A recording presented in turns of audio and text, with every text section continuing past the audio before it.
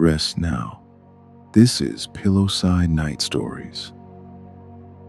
And somewhere nearby, a needle is making its quiet way through fabric, while snow taps the window like soft fingertips asking to come in. Tonight, you have been invited to a quilting bee, a small gathering in a warm house at the edge of a quiet village. Women have been meeting like this for generations, stitching and talking softly, keeping each other company through long winter nights. And tonight, without knowing exactly how, you have found your way to the circle.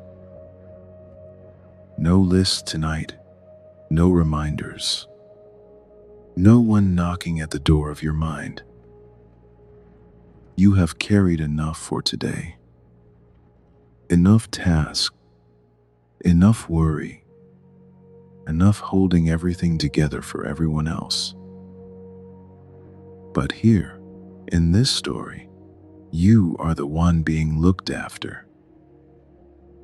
The snow brought you here. The door opened.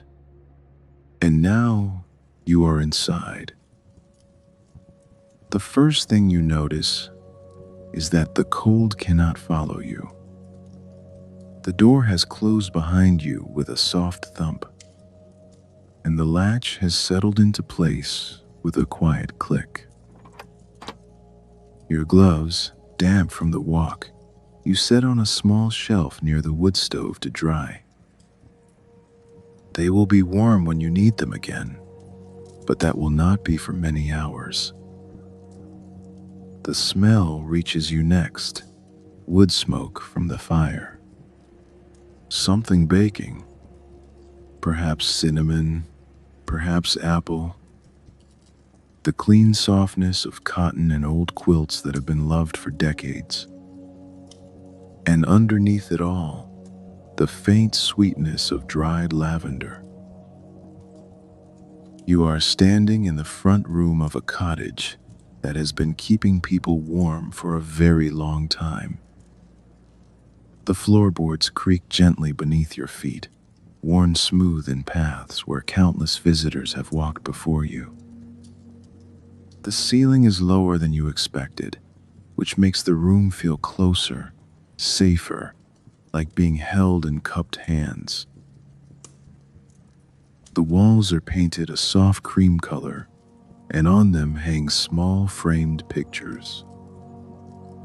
A pressed flower here, a faded photograph there.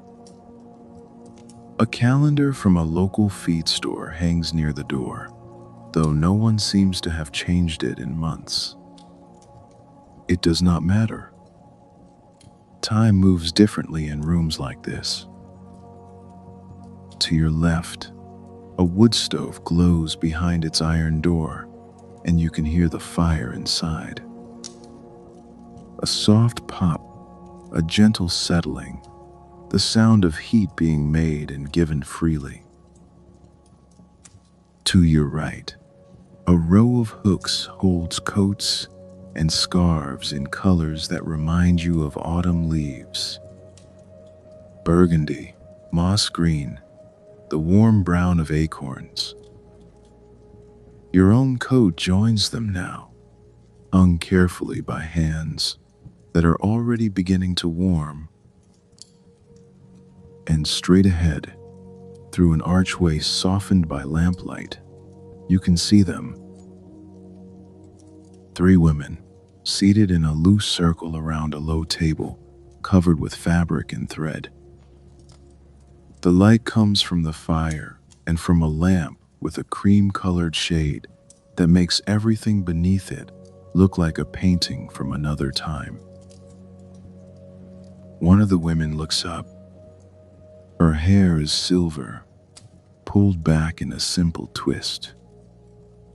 Her face is lined in the way that faces become lined when they have spent many years smiling. She wears a cardigan the color of oatmeal, soft and well worn. This is Dorothy. She does not stand. She does not rush toward you.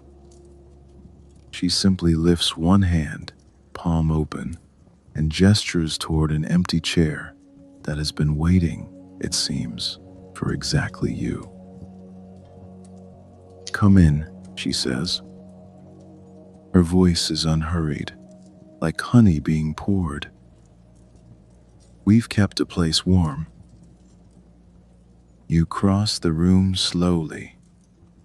Your feet find the braided rug, and the softness of it surprises you after the hardness of the frozen path outside.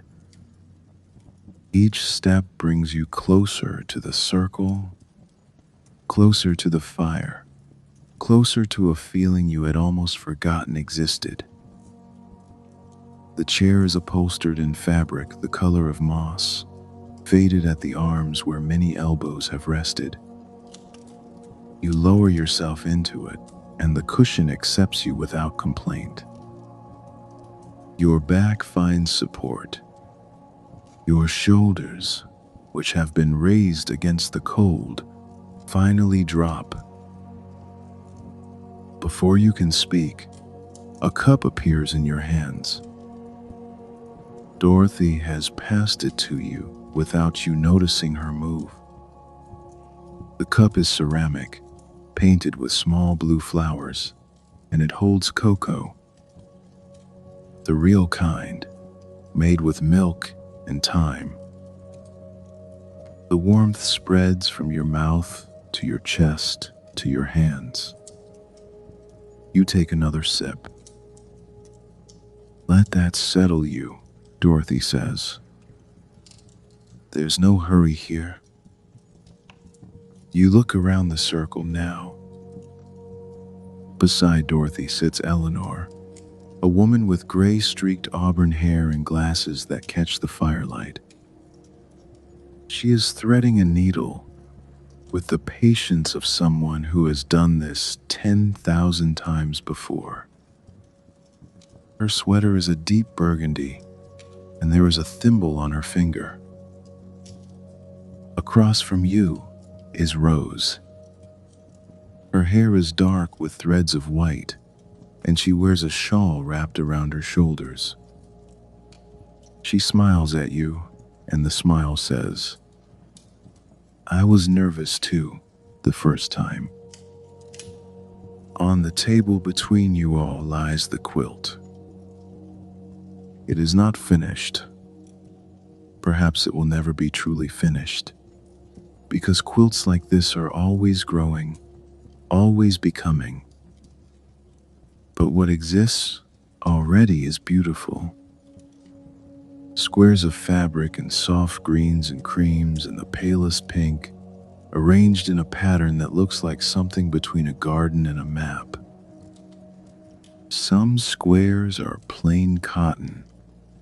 Others have tiny flowers printed on them, or delicate stripes, or textures you want to touch. Beside the quilt, a basket holds fabric squares that have been cut and pressed, waiting their turn. Another basket holds spools of thread in colors that make you think of things. Sky blue, butter yellow, the dusty rose of old photographs, the deep green of pine needles. And in a small tin that was once used for biscuits, there are needles, thimbles, and a tiny pair of scissors with handles shaped like a bird. Dorothy reaches into the basket and lifts out a square of fabric. It is soft blue with small white flowers, and she holds it out to you. "This one has been waiting," she says. "I think it was waiting for you." You take it. The fabric is cool in your palm, lighter than you expected. You smooth it gently with your thumb. The weave is fine and even. Someone chose this fabric with care, perhaps years ago, perhaps last week. It does not matter. What matters is that it is here, now, in your hands. "We'll show you," Dorothy says. "It's easier than it looks." She slides her chair closer to yours. Her hands take a needle from the tin and a length of thread the color of cream. She threads the needle on the first try and ties a knot at the end. Then she looks at you. "Your turn," she says. "Take your time." And as you reach for the needle, you realize that your breathing has slowed. Your shoulders have dropped. The cocoa has warmed you from the inside, and the fire is warming you from without. The needle rests in your hand. The thread waits on the table. And somewhere, a clock you cannot see ticks softly, measuring nothing that matters. Threading a needle is a small thing, a humble thing. But in this room, with the fire popping gently and the snow building outside, it feels like a ceremony. You hold the needle up to the lamplight. The eye is small but visible. You wet the end of the thread with your lips, a gesture so old it surprises you, and you wonder who taught you this. Your mother? Your grandmother? You bring the thread toward the eye. It misses. You try again. The thread bends. "Take your time," Dorothy says. "The needle isn't going anywhere. Neither are we." On your third try, the thread finds its way. It slides through with a whisper so soft you almost do not hear it, and something in your chest releases. You pull the thread through and tie a knot at the end. Your knot is not as perfect as Dorothy's, but it will hold. "There," Rose says from across the circle. Her voice is gentle. "You're one of us now." Dorothy places 2 fabric squares in your hands. The soft blue one you already hold, and a second one, cream-colored with the faintest green stripe. Your job, she explains, is to sew them together along one edge. A simple seam, nothing complicated. You position the squares so their edges line up. You slide the thimble onto your finger, the one Dorothy offered you from the tin. It fits loosely at first, but as your finger warms, it seems to settle into place. The first stitch is the hardest. You push the needle through both layers of fabric, and there is a moment of resistance before it breaks through.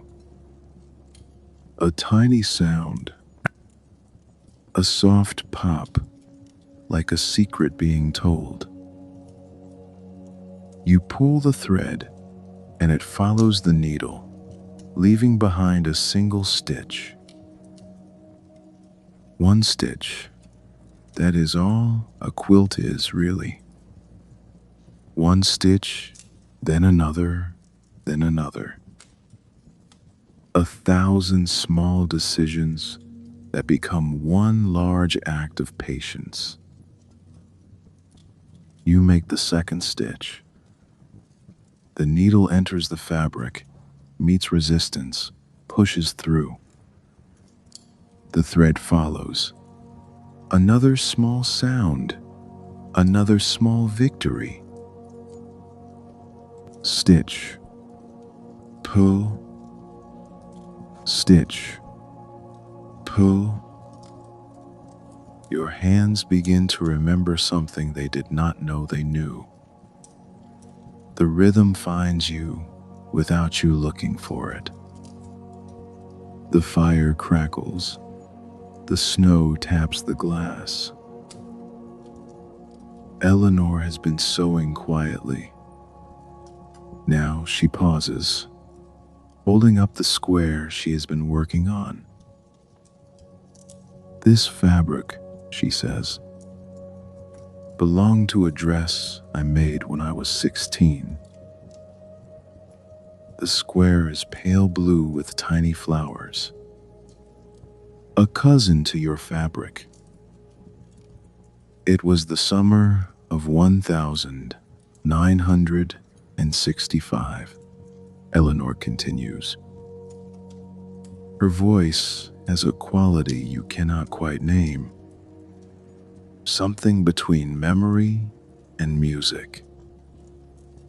I saved my money from babysitting for months. Made the dress myself, following a pattern my mother helped me understand. You have stopped sewing to listen. So has Rose. I wore it to a picnic by the lake," Eleanor says. "All my friends were there. We were about to scatter. College, jobs, marriages. We didn't talk about it, but we all felt it." She smooths the fabric square with her thumb. We lay on the grass and watched the clouds. Someone had brought lemonade in a jar. And I remember thinking, I want to remember this. I want to hold on to this feeling. She looks at the quilt on the table. I couldn't hold on to the feeling. But I kept the dress. And now it's here, becoming part of something that will keep someone warm for many winters to come. No one speaks for a moment. The fire pops, the clock ticks. Then Rose reaches over and touches Eleanor's hand. Just a touch, quick and light. And Eleanor smiles, and the moment passes. You return to your sewing. Stitch, pull, stitch, pull. The seam grows beneath your hands. The two squares are becoming one. Dorothy is humming something low and tuneless. It is the kind of sound grandmothers make when they are content. You find yourself breathing in time with the humming. Outside, the snow has thickened. You can see it through the window, falling in the amber glow of a porch light. The flakes are larger now. Your first seam is almost complete. A few more stitches. You make the final stitch. Tie a knot. Cut the thread with the small scissors. You hold up your work. It is not perfect, but the seam is strong. Beautiful, Dorothy says, and she means it.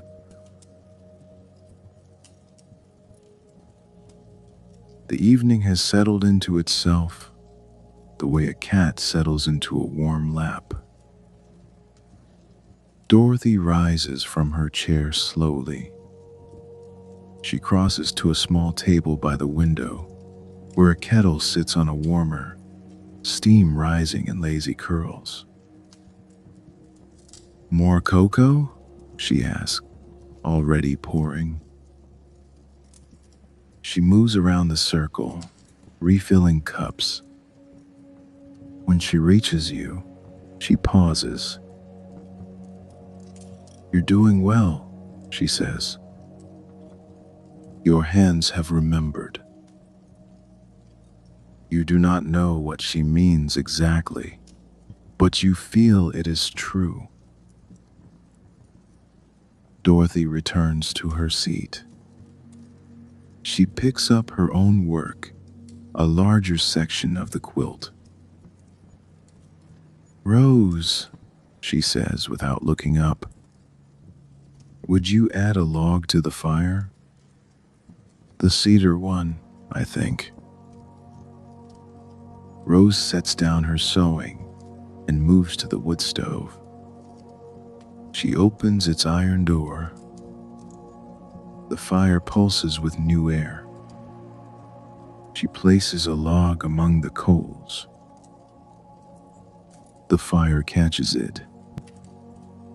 A new crackling begins, and with it comes the scent of cedar, rising into the room like a memory of forests. For a while, no one speaks. The fire talks instead. The needles add their quiet conversation. "You have finished your first piece and started a second. Your stitches are closer together now. You are learning." "I should tell you about this one," Dorothy says at last. She is holding a square of white fabric with delicate lace at one edge. It looks old, older than anything else on the table. "This was part of the tablecloth at my wedding," she says. 42 years ago, this coming April." She looks at the fire, her eyes catching its light. "It was a small wedding. A church at the edge of town. The one with the steeple that leans a little to the left. My mother thought it was too simple, but I loved it." Her needle moves while she talks. "The cake was made by my husband's mother. 3 layers. Vanilla with strawberry filling. And the flowers were from our neighbor's gardens. Everyone brought something." Eleanor is nodding gently. She knows this story, but she is listening like it is new. "It snowed that day too," Dorothy says. "Just like tonight. We stood on the church steps for photographs, and the snow kept landing in my hair. He kept trying to brush it away, and I kept laughing." She holds the white square up to the lamplight. The lace catches the glow. "He had the kindest hands," she says. "Always gentle. I can still hear his laugh from that snowy day. It's here, in this fabric." She lowers the square to her lap. "This piece will go near the center of the quilt, close to Eleanor's summer dress and Rose's pieces and yours. All of them together." She begins to sew, and the conversation ends as naturally as it began. But something remains in the room, a softness that was not there before. You return to your own work. The fire crackles. Rose stifles a small yawn. Eleanor adjusts her glasses. Outside, the snow has piled on the windowsill. It catches the light from inside and glows faintly. You are warm. You are part of something that has been happening in rooms like this for as long as porches have had lanterns and kitchens have had kettles humming. Women gathering to make something useful and beautiful, to keep each other company through the long, dark months. Your needle moves in and out, in and out, and slowly your thoughts begin to drift. They do not go anywhere in particular. They simply loosen. The talking has ended without anyone deciding it should end. It has simply faded, the way firelight fades when no one adds another log. The room has found its deepest quiet. Dorothy is still sewing, but her movements have slowed. Eleanor has set her work aside and is gazing at the fire. Rose's eyes are half closed. You are still holding your needle, but you have not made a stitch in several minutes. It does not matter. The quilt will be here tomorrow. The sounds of the room have become everything. Listen. The fire makes a sound like a whisper, a settling, a sighing, a small crack as the log splits and the heat finds its way inside. Then a gentle pop as a pocket of sap releases. Then silence again, except for the steady breathing of the coals. The needle makes a sound when it passes through fabric. A tiny pop, a soft pull, a pause before the next stitch. It is a conversation between metal and cotton, between intention and patience. The thread makes its own sound too, a hiss as it slides through the weave, like ribbon sliding through fingers, like a curtain settling into place, like water finding its way downhill. Outside, the snow continues to fall. You cannot see it now because the window has fogged from the warmth inside. But you can hear it. A soft tapping, a patient accumulation, the sound of the world being covered, slowly, gently, in something white and clean. And beneath all these sounds, there is another one. So quiet you might miss it if you were not listening. The sound of breathing. Your breathing, Dorothy's breathing, Eleanor's, and Rose's. All of you inhaling and exhaling together, not quite in unison, but close enough. Your eyelids have grown heavy. Heavy the way a blanket is heavy. Heavy in a way that says rest is allowed.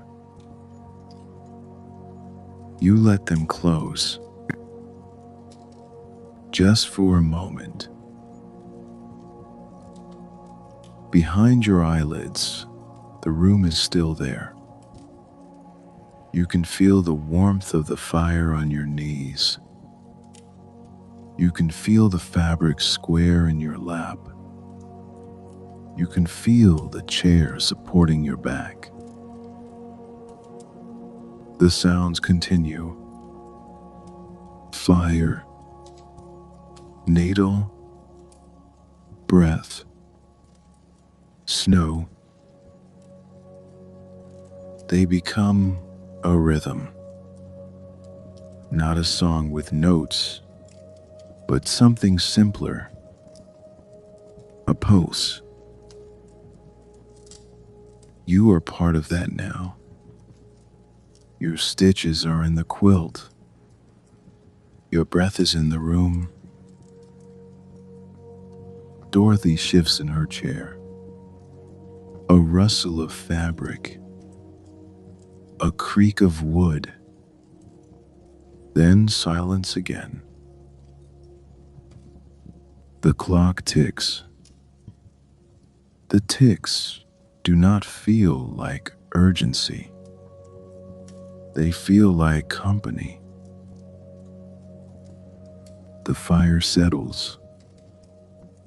A log gives way, collapsing into the coals with a soft sigh. Sparks rise and wink out. You do not need to open your eyes. You do not need to pick up your needle. You do not need to do anything at all. Your hands lie open in your lap. Your fingers have uncurled. They are warm from the fire, soft from the fabric. Your shoulders have melted into the chair. Your neck is loose. Your jaw is soft. You are here. You are sheltered. You are cared for. And outside, the snow keeps falling, covering the paths, making the world white and quiet and still.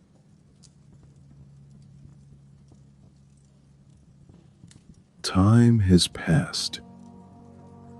How much, you cannot say. The fire has burned lower, glowing now more than flaming. Dorothy is putting away her needle. She folds her section of the quilt with careful hands. "That's enough for tonight," she says, barely above a whisper. "The rest will be here tomorrow." Eleanor is gathering her things. Rose is at the window, looking out at the snow. "It's deep," Rose says. "The paths will be covered by morning. Your own piece of sewing is still in your lap. 2 squares, joined by your stitches." You lift the fabric and hold it out to Dorothy. She takes it with both hands. "This is good work," she says. And she means it. She places your piece in the basket with the others. Your stitches touching Eleanor's stitches, touching Dorothy's stitches. Eleanor and Rose are putting on their coats now. Scarves are wound. Gloves are found. "Same time next week?" Eleanor asks. "Same time," Dorothy says. "I'll have the kettle on." There are small sounds of farewell. Murmured words. Brief touches. The door opens. Cold air rushes in, carrying a few flakes of snow. Eleanor and Rose step out into the white night. The door closes, and then there are only two. You and Dorothy. She moves to a chest in the corner, one made of dark wood with brass fittings. She lifts the lid and takes out a quilt. Smaller than the one on the table, older, softer. The colors are faded but still beautiful. Cream and rose and the palest green. This one was finished 3 winters ago, she says. It has been waiting in that chest for someone who needed it. She crosses the room and drapes the quilt over your lap, your legs, your stomach. It is heavier than you expected. Warm immediately, as if it has been holding on to warmth all this time, saving it for exactly this moment. The fabric smells faintly of lavender and cedar, the scent of careful storage. The stitches are so even, so patient, that you know many hands worked on this over many evenings. You don't have to leave tonight, Dorothy says. The roads are covered, the paths are covered, and this chair has kept people until dawn before. It doesn't mind. She moves to the lamp and turns the knob. The light dims, then dims again, until the room is lit only by the glow of the fire. I'll be in my room. You won't hear me, but you'll know I'm here. And in the morning, there will be bread and jam and coffee, and you can leave when you're ready. She pauses at the doorway. Thank you for coming. The circle was better for having you in it. And then she is gone. You are alone now. Alone with the fire. Alone with the quilt. Alone with the snow falling outside in flakes you can no longer see, but can still hear, tapping gently, patiently, covering everything. The chair supports you. The quilt covers you. The room cradles you. You let your head rest against the back of the chair. The fabric there is soft, worn smooth by other heads, other nights, other people who sat here and let the fire watch over them. Your eyes close.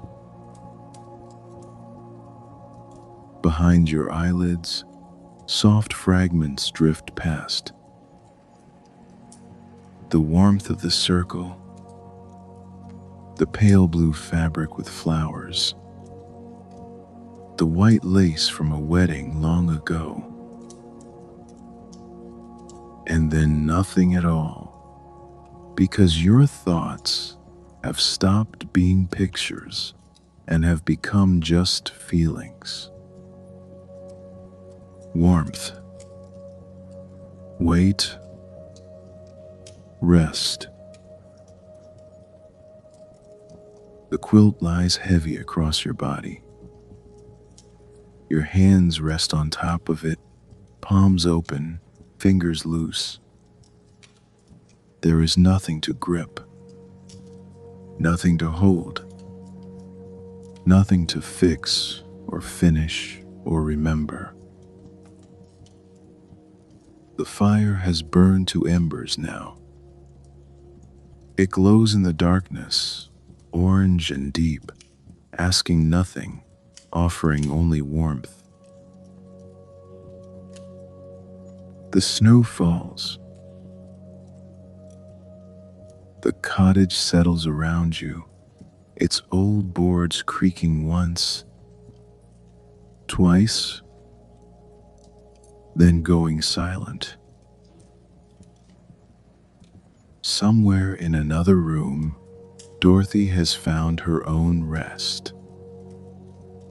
The house is breathing. You are breathing with it. In and out. Slow and deep.